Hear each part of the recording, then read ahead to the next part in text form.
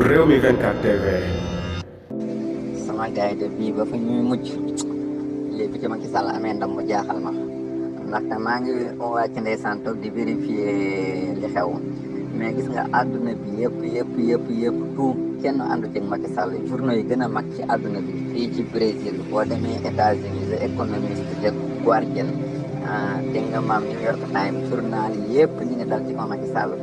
léegi gis naa ne gouvernement allemand bi génne na ab communiqué moom it ñu wax na yàlla élection yi na jaar ci yoon ci date bi ñu ko waxee nañ ko continuer loolu la gouvernement allemand bi wax. gis nga général français bi moom it génn na wax ndax lan nee na Macky Sall fi nekk nii ñaare ko tee Sénégal muy armée ak police te ñooñu saa suñ ko bàyyee si nit ka nguur ga daanu na te fi nekk nii biir armée bi na leen leer ne moom conflit yëpp la ëpp fuuf que niñ ko foogee en réalité lii kenn mënu ci d'accord ak Macky Sall. France mi nga xam ne moom moo ko ngeen mu jàppale ko jox ko doole mi ngi tàmbalee rëcc ko ndax xam nga lii dafa flagrant boobu daal sama gars yi xam nga lu ni fàng kenn ko jeex loolu wolof di wax